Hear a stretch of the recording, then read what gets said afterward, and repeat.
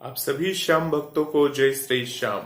श्याम भक्तों, आज मैं बात करने वाला हूँ श्याम बाबा को जो आप लोग एकादशी पर भोग चढ़ाते हैं, उस भोग में आपको क्या चढ़ाना चाहिए और कैसे चढ़ाना चाहिए जिससे बाबा की पूर्ण कृपा आप सभी को मिल सके। देखिए, बाबा श्याम को हम लोग भोग चढ़ाते हैं, बाजार से खरीद कर भोग चढ़ाते हैं।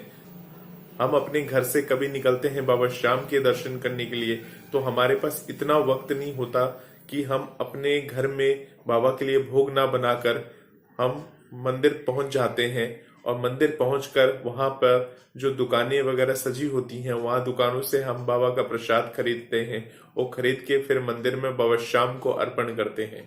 तो आज की वीडियो में आपको बताऊंगा कि बाबा श्याम को क्या चढ़ाएं, कौन सा प्रसाद चढ़ाएं जिससे बाबा श्याम इतने आपसे प्रसन्न हो जाए, इतनी बाबा श्याम आपसे खुश हो जाए कि आपके ऊपर अपनी पूर्ण कृपा बना दे। बाबा श्याम को जो प्रसाद है, वैसे तो भाव के भूखे हैं बाबा श्याम।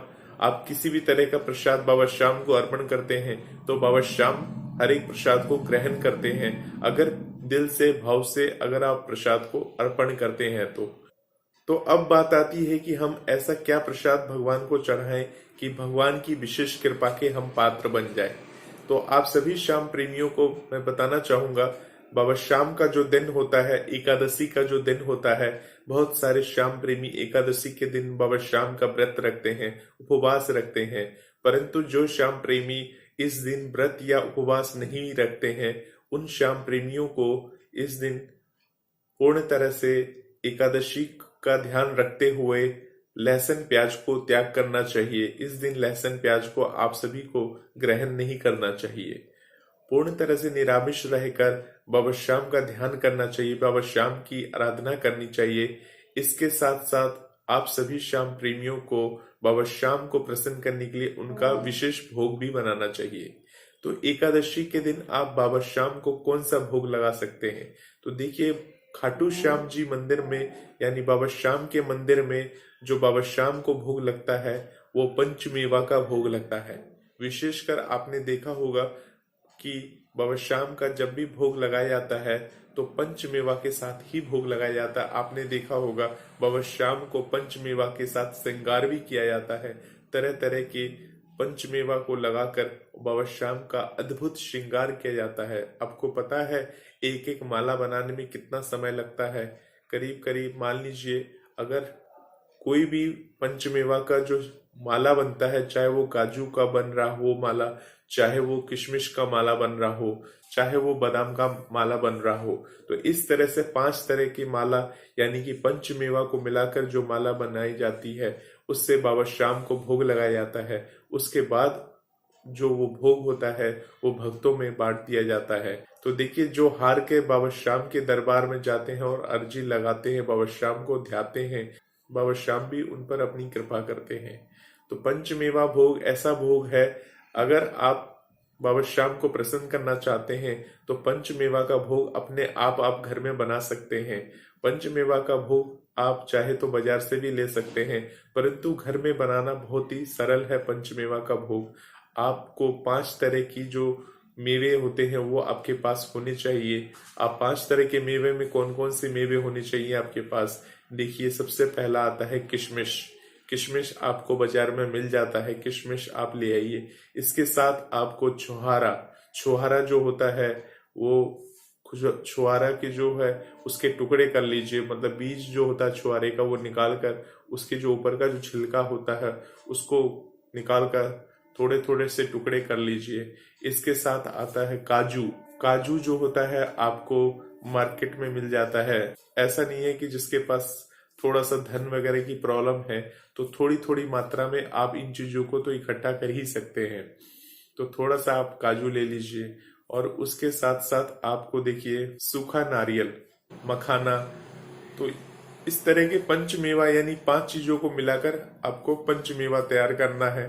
तो ये जो 5 चीजें मैंने आपको बताई है, काजू, बादाम, किशमिश, छुहारा और सूखा नारियल, इन सभी को मिलाकर आपको पंचमेवा तैयार कर लेना ना, आप अपने घर में ही बड़े आराम से इन मेवों को तैयार कर सकते हैं। और इनको तैयार करने के बाद आपको करना क्या है, एक जार में रख लीजिए। जार में रखने के बाद जब भी एकादशी का दिन आता है तब आप सबसे पहले अपने घर में पूजा करते हैं, तो अपने घर में बाबा श्याम को ये अर्पण करिए। और इसके साथ साथ आप जब बाबा श्याम के दरबार जाते हैं, खाटू धाम जाते हैं, तो खाटू धाम में भी बाबा श्याम को ये भोग आप अर्पण कर सकते हैं, पंचमेवा का भोग। वैसे तो देखिए बाबा श्याम को बहुत तरीके का भोग लगता है, चाहे वो मोदक का भोग हो, चाहे वो पान का भोग हो, चाहे वो सुपारी का भोग हो, इस तरह बाबा श्याम को भोग लगता ही लगता है।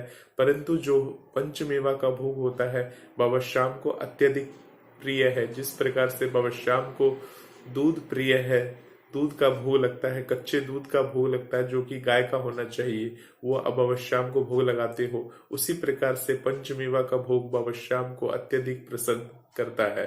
कोई आज तक ऐसी कोई एकादशी नहीं हुई है जिस दिन बाबा श्याम को पंचमेवा का भोग ना लगा हो। आप देखेंगे प्रत्येक एकादशी में बाबा श्याम को पंचमेवा का भोग लगाया जाता है और बाबा श्याम को प्रसन्न किया जाता है। जिस प्रकार से खाटू धाम मंदिर में बाबा श्याम को भोग लगाते हैं पंचमेवा का, उसी प्रकार से आप अपने घर में भी बाबा श्याम को पंचमेवा का भोग लगा सकते हैं और बाबा श्याम की विशेष कृपा के पात्र बन सकते हैं।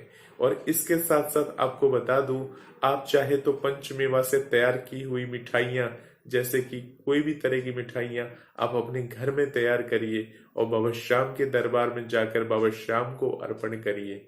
देखिए, अपने हाथों से थोड़ी मेहनत करके अगर आप बाबा श्याम के लिए कुछ तैयार करते हैं ना, उनके लिए प्रसाद का या भोग बनाते हैं ना, तो बाबा श्याम को ऐसा लगेगा कि आप बाबा श्याम के लिए इतनी मेहनत कर रहे हैं। जिस प्रकार से आप अगर गृहिणी हैं और अपने परिवार की भरण पोषण के लिए, उनके स्वास्थ्य का ध्यान रखने के लिए घर में बनी हुई चीजें, जैसे आप अपने बच्चों के लिए टिफिन तैयार करते हैं और उनको टिफिन में जिस प्रकार से आप घर का बना हुआ खाना देते हैं तो बच्चे खाते हैं और स्वस्थ रहते हैं, खुश रहते हैं। इसी प्रकार से मान लीजिए बाबा श्याम को जब आप भोग अर्पण करोगे ना, तब अपने घर में बना हुआ चीज, यानी कि जरूरी नहीं है कि पंचमेवा है तो सिर्फ सूखे मेवा ही बाबा श्याम को अर्पण करना है। सूखे जो 5 तरह की मेवा आपने बनाई है, आप चाहे तो सूजी का हलवा है या किसी भी तरह का मीठा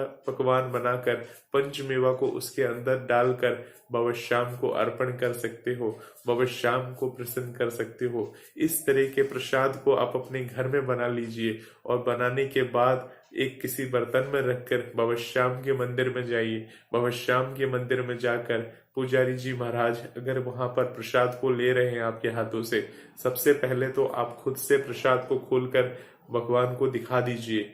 जब आप श्याम मंदिर में घुसोगे तो घुसने से पहले आपको गणेश जी के दर्शन होंगे, तो सबसे पहले गणेश जी का ध्यान करिए, गणेश जी के समक्ष प्रसाद को दिखाइए।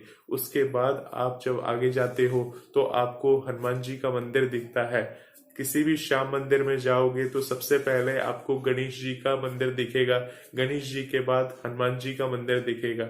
हनुमान जी को दिखा दीजिए। उसके बाद बाबा श्याम के दरबार जब आप जाएंगे, बाबा श्याम के दरबार के अंदर जाएंगे तो दोनों हाथ खड़े होकर बाबा श्याम को ऊंचे से ही आप बाबा श्याम को बोलिए, बाबा श्याम आपके लिए मेरे घर से बना हुआ ये प्रसाद है, आप इस प्रसाद को भोग लगाकर अपने इस भक्त की लाज रख लो। हमारे पास यही था जो हम आपके लिए लेकर आए हैं, हम पे अपनी कृपा करो। इस तरह से बाबा श्याम को मनाएंगे, बाबा श्याम को प्रसन्न करेंगे और बाबा श्याम को वो भोग दिखाएंगे। तो ये है पंचमेवा की शक्ति। आपके घर में जो बनेगा भोग है उसकी है ये शक्ति। जब आप बाबा को ये भोग दिखाओगे, बाबा को जब ये भोग अर्पण करोगे, अगर आपने इस तरह से कर दिया अर्पण और उसके बाद आप देखोगे कि पुजारी जी महाराज बैठे हुए हैं मंदिर में, तो पुजारी जी महाराज को आग्रह करके, देखिए एकादशी के दिन काफी भीड़ होती है, पुजारी जी महाराज हर किसी का प्रसाद अपने हाथ से लेकर बाबा श्याम को अर्पण नहीं करते हैं। हाँ, अगर आप एकादशी को छोड़ के किसी और दिन जाते हैं तो वो प्रसाद को लेकर वहां पर बाबा श्याम को अर्पण करते हैं।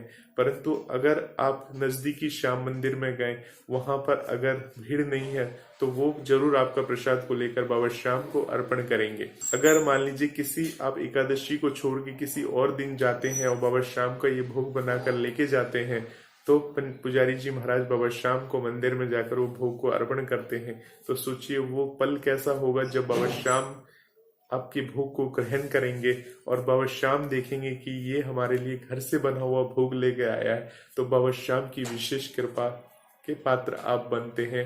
आपके परिवार में जो भी सदस्य हैं उन पर बाबा श्याम की विशेष कृपा रहती है।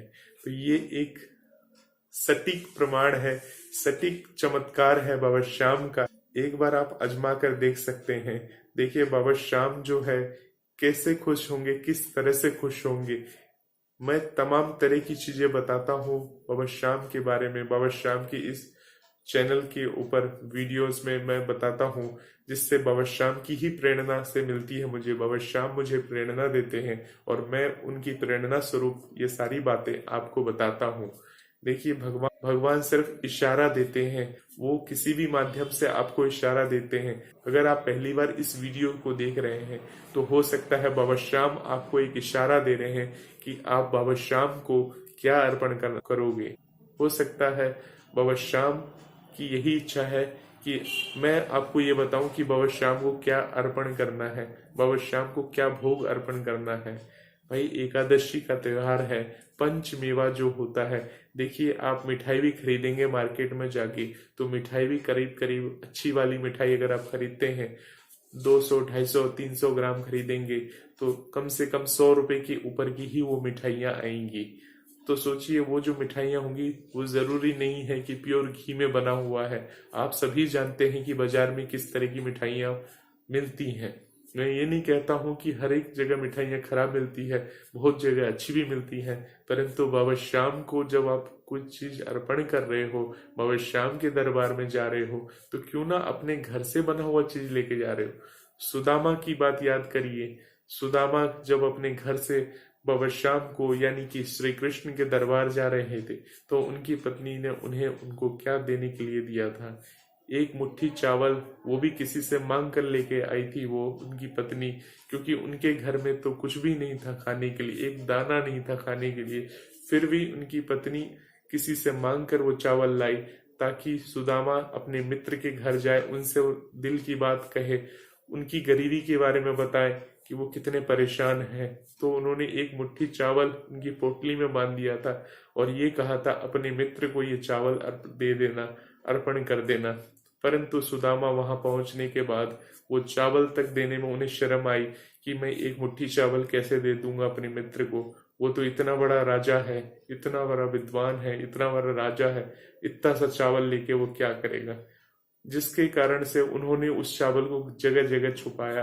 फिर भी भगवान तो भगवान है, भगवान को सब पता होता है कि उसके जो भक्त होते हैं उनमें कितनी श्रद्धा है, कितने भाव हैं।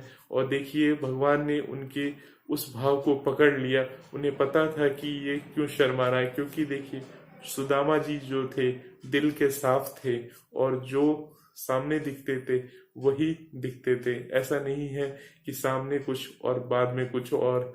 तो वो उनके परम मित्र भी थे, जबकि वो चाहते तो बहुत कुछ मांग सकते थे श्री कृष्ण से, परंतु उन्होंने कभी श्री कृष्ण से कुछ भी नहीं मांगा अपने लिए और ना अपने परिवार के लिए। परंतु भगवान की ऐसी कृपा हुई कि भगवान ने उन्हें पल भर में उनकी झोली भर दी और सब कुछ उन्हें प्रदान किया। तो ये होती है भाव और भक्ति। तो घर से बना हुआ कोई भी प्रसाद या कोई भी चीज आप भगवान के लिए मंदिर में जाकर अर्पण करते हैं, भगवान को चढ़ाते हैं, तो भगवान की विशेष कृपा के पात्र बनते हैं। तो पंचमेवा आपको किस तरह से बनाना है, अगर आपके पास पैसा नहीं है, धन की कमी है, आप पंचमेवा बना नहीं सकते, तो आप थोड़ी थोड़ी मात्रा में हर चीज को इकट्ठा करके उसके छोटे छोटे से टुकड़े करके, जैसे कि काजू है उसके छोटे टुकड़े कर दीजिए, किशमिश के छोटे टुकड़े, किशमिश तो एक दाने का होता है तो उसे वैसे ही रहने दीजिए। इसके साथ साथ छुआरा है, उसकी तो ऊपर से वो उतर जाती है, उसको उतार कर उसके छोटे छोटे टुकड़े कर दीजिए। इसके साथ सूखा नारियल जो आता है, एक नारियल सूखा लेंगे तो कितना सारा उसमें प्रसाद बनेगा। तो सोचिए सूखे हुए नारियल को लेकर, और इस तरह से आप 5 चीजों का मिश्रण करने के बाद अगर आपको उनमें से कोई भी एक चीज भी नहीं मिल पाती है तो उसकी जगह आप मखाना ले सकते हैं। मखाना को भी आप पंचमेवा में शामिल कर सकते हैं। साथ में हो सके तो मिश्री भी उसमें मिक्स कर दीजिए।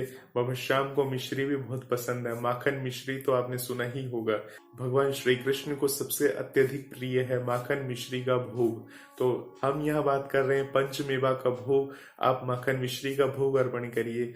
आप बाबा श्याम को पान से बनी हुई चीजों का भोग अर्पण करिए। अब बाबा श्याम को कोई भी चीज भोग जो अर्पण करेंगे, दिल से अपने घर से बना हुआ भोग बाबा श्याम को अर्पण करिए, तो भगवान की विशेष कृपा के पात्र बनेंगे। तो हर एकादशी में, महीने में 2 बार एकादशी आती है, अपने घर से बना हुआ भोग, चाहे वो हलवे का भोग हो, चाहे वो पंचमेवा का भोग हो, जरूर बनाइए और बाबा श्याम के दरबार में लेकर जाइए और बाबा श्याम से हमेशा प्रार्थना करिए। देखिएगा बाबा श्याम की असीम कृपा होगी। आपके जो दुख है, जो भी प्रॉब्लम्स है, वो कुछ ही समय में दूर हो जाएंगे। सब बाबा श्याम की कृपा है।